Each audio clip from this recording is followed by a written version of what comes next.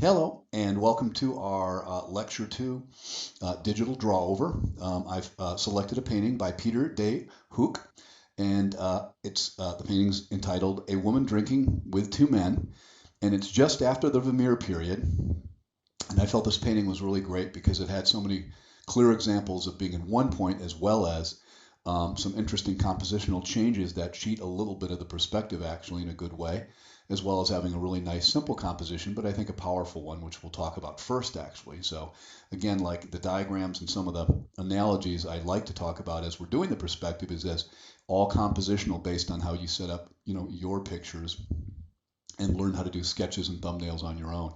So in this case, we're going to just start out with talking about some of the compositional elements. So the first thing is obviously this figure is the first reed, and we'll talk about how the composition is set up.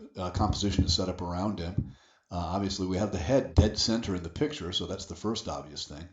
And then there's a lot of leads off his own body and people surrounding him, and a lot of the objects surrounding him to keep pushing us back into the composition and basically swirling around and leading back into his area. So his arm, obviously, is really nicely designed here, as well as the other one flowing right into his head. We've got the little band here. This stuff all reinforces movement back to him. Then you go out into the composition, you're led back by other lines. The idea of the drapery here, leaning back in. His hat is a nice, elegant S curve. In, the leg even is a leader going up, across the table, reinforcing horizontals. Got a lot of reinforcing horizontals here. Real simple. Floor line. Reinforcing verticals. And what I really like is even the little bump in the arm here of the character here. The woman to the left, the hip, the swing of the arms, just really nicely done. All gently leading back to the central figure. And the nice thing about the left figure too is she's a really nice stop for going out of the picture. She's got some reinforcing verticals herself to reinforce some of the verticals happening out here. And also the right figure, the shorter woman off to the right, is nice because she's a nice stop to the composition to kind of anchor it and throw it back into going toward the center. Look at the foot. It's nicely moving forward, just a little bit action here. Again, we have the top of the mantle. Even the diagonal swing of the picture leaning forward. The odd part is that the counterpart plane on the other side does not actually diminish to the same vanishing point way down here in the picture than does this side. So this side is flattened out compositionally, which is an odd move that defies perspective, but obviously the painter seemed to feel that it was necessary because he did not want that severe angle back over here. The angle on this side compared to this side would actually be a little tipped a little more forward because of the perspective. And again, you have this reinforcing idea of this jumping over here. And again, of course, the floor is very powerful in itself. Coming forward, reinforcing a lot of the movement. Rafters. I mean, this is the more obvious stuff. And again, the windows, verticals leading down, swinging over, perspective, even the little table here. Even the top of the mantle, swings down.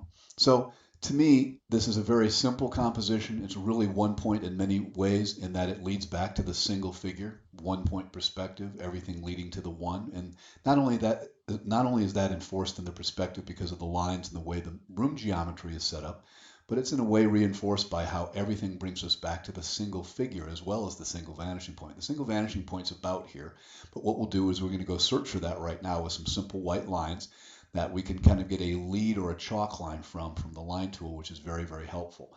So compositionally, that's the layer I want to do for composition. That's the action we felt.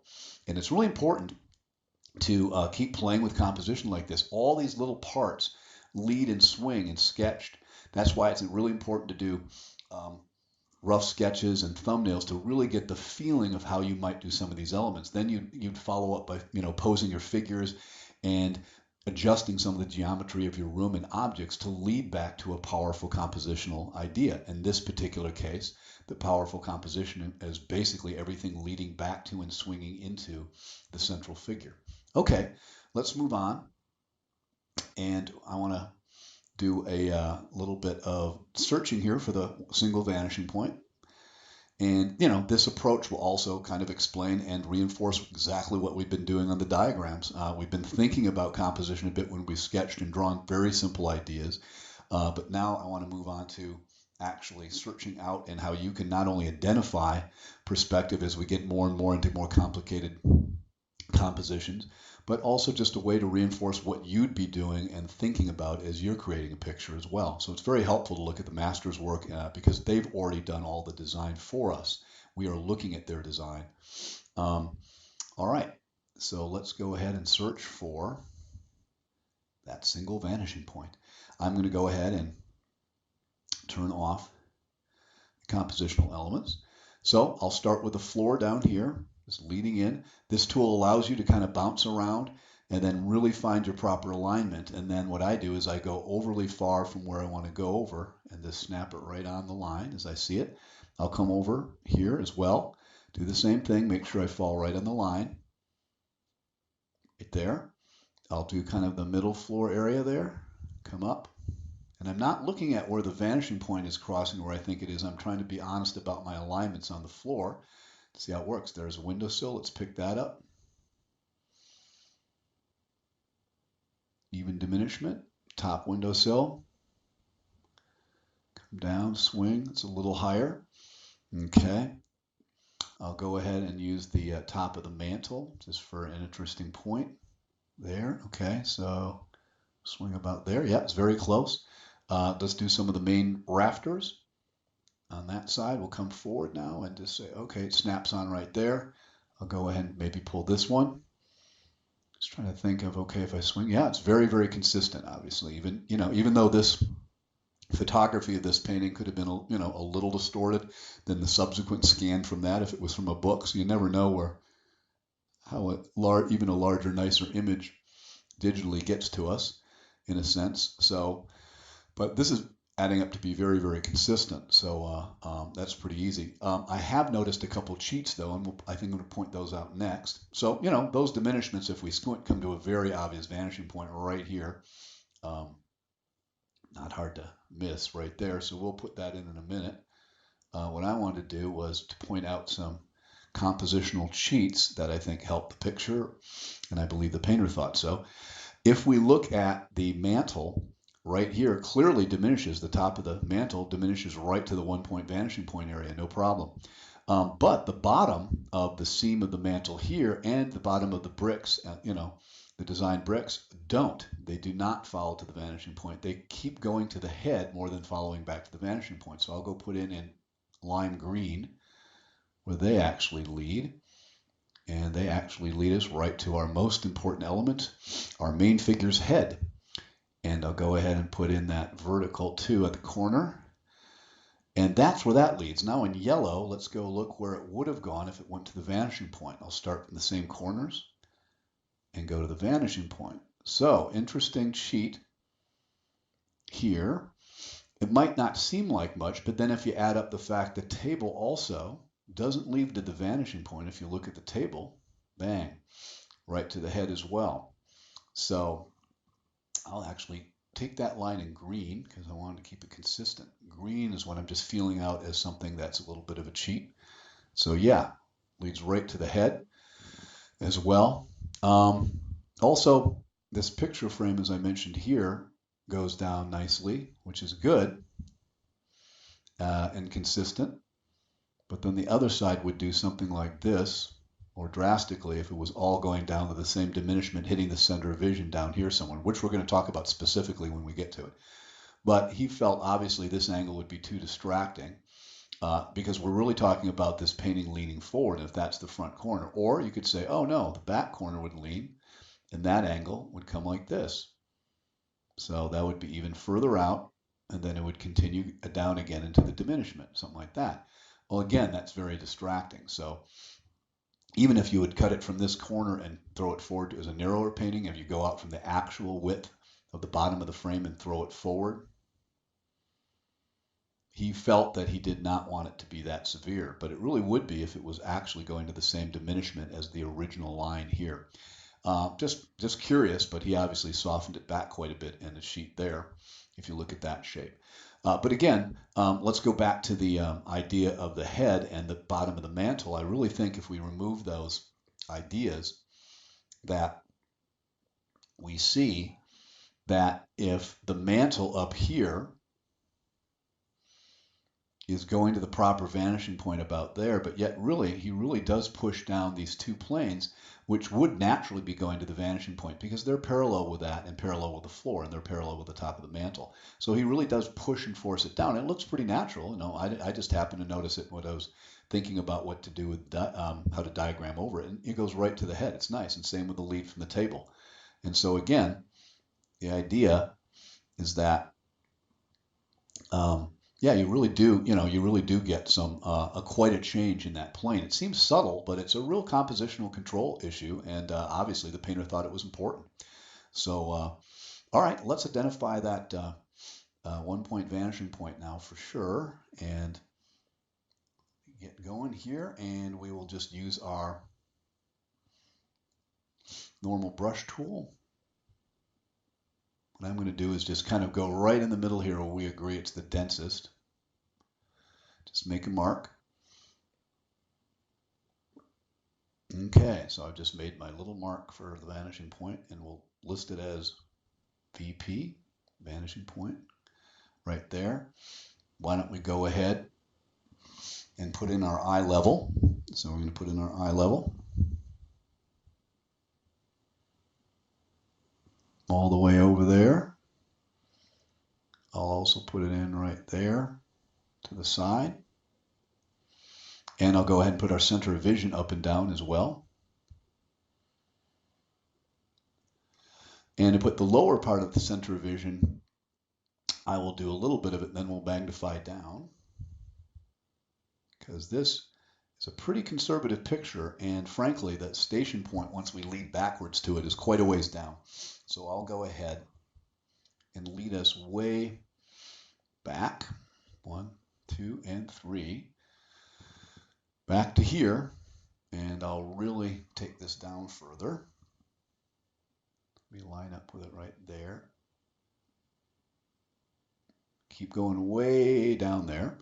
So that's quite small, but you know, we got to get used to looking at a picture in its true context to the cone and the station point, which we'll be doing in just a little second here. So again, we've put in the eye level. Let's go back and label that stuff. All the way back to full size. And let's do a little bit of labeling. So we've got our eye level.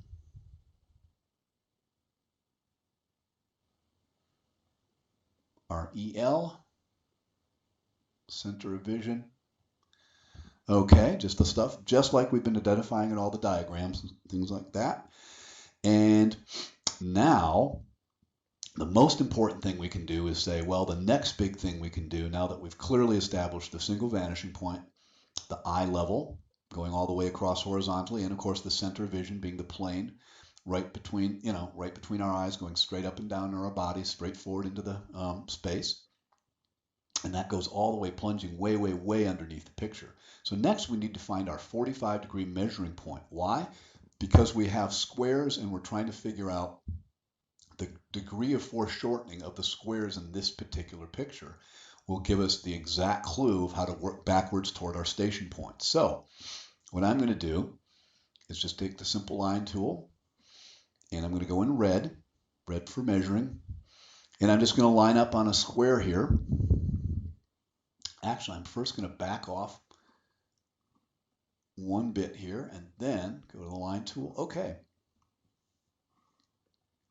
So I'm going to line up right here on that corner and just draw across till I feel like I'm representing a true, basic, accurate diagonal sweep across most of the corners here. Yeah, just about there. So I think that's about accurate. Okay, and look at that. That's a bit of far away, so I'm going to get my eye level line, and extend it just a hair.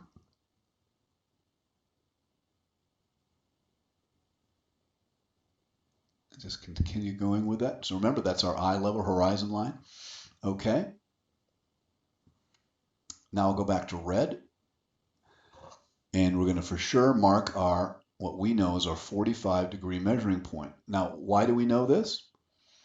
Because as we agreed to in many of the diagrams that, once we've established what real squares are, which obviously the floor is so clear at pointing out, we need to go diagonally through them all and say, well, the real 45, because 45 degrees bisects a square, the real 45 is going through all of these leads us right to here in a convenient place right off to the right of our picture. So in this case, that's our 45-degree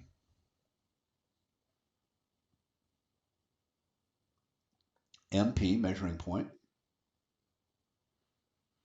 And remember, as we did on many of our diagrams, we now work backwards at a true 45-degree angle way down here to find our station point on the center of vision, way below the picture, because this is a fairly conservatively set up picture, well within the side of inside the cone of vision. So I'll go ahead and do that, and I'm first going to back out of the picture a little bit so we can really get down there far. So there's our line tool. And I will go ahead and line up right on the 45. Okay. Come down at 45, cross the center of vision. There it is. I'll go ahead, make it clear that that's the station point now.